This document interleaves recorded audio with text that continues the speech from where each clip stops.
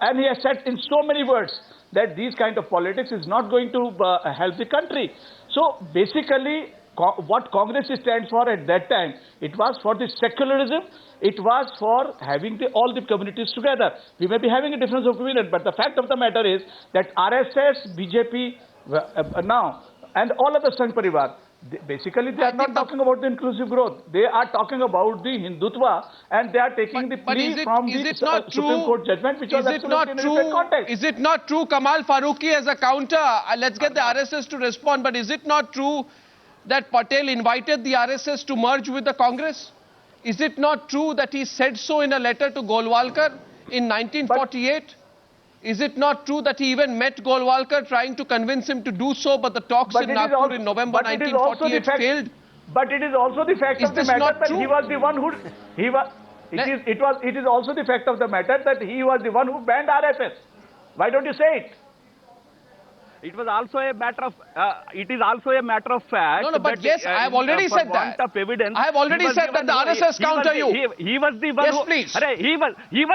He was the one who lifted the ban on RSS because there was no evidence against RSS. Why are you forgetting it? And I am telling you, I am asking two simple questions to Mr. Kamal Farooqi, who suddenly found so much love for Patel today. All the while they were accusing Patel of his communal orientation. Now I will ask him simple questions. I will ask him a simple question. Sardar Patel wanted no communal quota to be given to Muslims in this country in the Constituent Assembly debates. Does he agree with that? No quota for Muslims separately in this country in any level, at any level. No. Sardar Patel was vociferously opposed to it. He said those who want such quota should go away to Pakistan. Let him complete, Mr. Gohil, let him complete. For that? Secondly, I think you are absolutely... Secondly, I am also saying...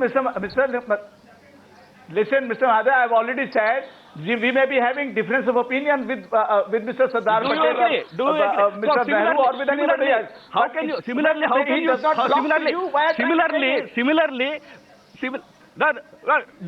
he belong to you alone? What is your relationship with Sardar Patel? He belongs to the whole nation, Mr. Farooqi. Don't try to... You didn't listen. He belongs to you. He doesn't belong to you. Yes, listen, gentlemen, I have no relationship with him, but he does not belong to you.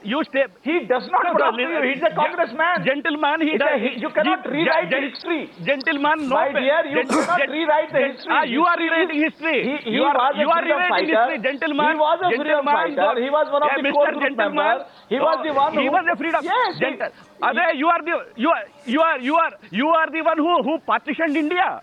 You are the one who divided the country, and he was opposed to this division. We said he is a leader belonging to the whole nation. I don't want to go into that debate. I don't want to go into that debate because I don't want to go into that debate because that will be very acrimonious. Very acrimonious. If you want to discuss on that, you know it who was responsible for it. We know it who was responsible for the partition. You are the people who are responsible for the partition because still you are talking about one religion. It is good for you. It is good for you to keep up. It is good for you to keep up. No, it is you people who are still... Yes, it is good for you. Who divided India? It is Jinnah. It is Jinnah and his ilk. You are the people who are divided. We are not responsible. Jinnah and his ilk. And Nehru. What was your role in... You are the... My dear, look at this fight here today. Look at this fight. And after this, if anyone says here today, we are not trying to own... We are not trying to own 1 minute. Gentlemen, can I please stand? Can I try and stand between you? Can I try and stand between the both of you and get the others in? Of course, I just want tonight an honest admission that from the Congress and the BJP. I want an honest admission from the Congress and the BJP. I want, gentlemen, let me come in. I want an honest admission. What is your contribution? I don't believe in the debate of subterfuge. I want an honest admission, and I have some straight questions to put to both sides. You are still trying to divide the country. Nobody is going to listen to you. Whatever lies you say about the country will remain united. Country will You remain have been- united. you have It been belongs like- to everybody. Country Hindu, will Muslim, not- Sikh, Isai. It Country- does not belong to RSS. Country will. That is what we are saying. Whatever efforts you make in the name of religious quotas and all, country. Don't will worry remain about united, us. mister. Don't worry Don't about believe us. that you are religious, First but you can. first you look Don't worry. into You your don't worry Karnals and about other that. Saudis. You don't worry about that.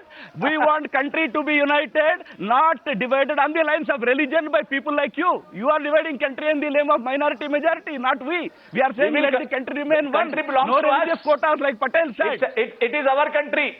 Yes, country belongs It to is our us. country. Country belongs to Yes, us. we are saying that. But then, yes, Nobody can think of who dividing is it. us? Country belongs to all. Who are Yeah, you? but you Us. know what? Us, what is us? You know what? Can I Country please It come is our back country. into the It is debate? my motherland. I request you gentlemen to let me come in straight, so I'm going to come in the box right in between both of you. I'm going to force myself in the box between both of you, Kamal Farooqui and Ram Madhav. May I please request this? Please tonight. The fact is, both of you have your points which are right. 1 minute, sir. Sir, Mr. Farooqui, 1 minute. First of all, let's be very clear about this. You want me to be very frank and straightforward tonight? Then let's ask the Congress party one tough question, right? Now, I would like to ask this question to the Shakti Singh Goyal. 1 minute, sir, calm down. Almost half of the nearly 60 institutions and schemes, Shakti Singh Goyal, run by the centre are named after the Nehru Gandhi family. Mahatma Gandhi's name figures in 4 or 5. Sardar Patel's name features only once. Now, I don't believe that the nomenclature of central schemes are the sole indicator of how a nation looks upon its great sons. But it's certainly an attempt, some will say, to imprint the Congress hand in these schemes fructifying. If Sardar Patel is such an integral part of the Congress party culture, why has he been systematically omitted from the nomenclature of all the central schemes? That's one question. Shakti Singh Goyal, you answer that tonight, then I'll get... Because, you know, today when this claiming of the legacy is happening, I think both sides need to take some straight questions. So that question goes to Shakti Singh Goyal. Let me tell you one thing, that this is a wrong perception. In fact, the biggest irrigation project of Gujarat, that's Narmada project, Sardar Sarovar, name is given by Congress party. NDA was in power. The Ahmedabad airport didn't given a name of Sardar Patel. Thereafter, UPA came in power, and that was UPA who decided to give the name of Ahmedabad airport as a Sardar Patel airport. Sardar statue was installed at Ahmedabad airport during a NDA tenure, not by the BJP tenure. BJP didn't like Sardar Sahib or Nehru Sahib or their ideology at all. Let me remind RSS persons one thing, that was Sardar Sahib who decided that the first Chief Commissioner of Delhi will be the Khurshid Khan, a Muslim person. That was Sardar Sahib who initiated that in All India Radio, Urdu should be given an equal weightage. No, you are not answering my question. Arnav, you have quoted one letter. I have facts under the right to answering your question information. that there are Response many to RTI projects. query from Ministry of Planning. 27 of 58 institutions and schemes run by the centre are named after former Prime Minister Jawaharlal Nehru, Indira Gandhi and Rajiv Gandhi. You don't think this is disproportionate? Sardar Patel gets only one? Sardar Patel, Zakir Hussain, Babu Jagjivan Ram, Rabindranath Tagore, all have one scheme and institution name. If you are asking leading question. No, you don't. You're claiming his legacy today, so answer that. If you ask the leading questions, what I have told you is, though the environmental clearance was given by Rajiv Gandhi to Narmada project, the name was given. It's not even a question, it's a statistic. Name was given. Just listen to me, please, if you have completed. May I? Yes. Respond. Yes, now I am responding, and I hope that no one will interrupt me.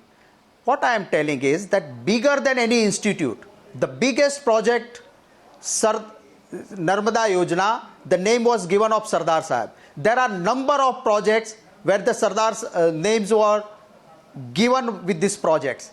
If you take the couple of institute, if you will put a leading question under RTI, and if you get the information, and if you will try to post that no name was not given, no, Sardar Sahib, very proudly we can say that for 25 years, Sardar Sahib was Gujarat Congress president.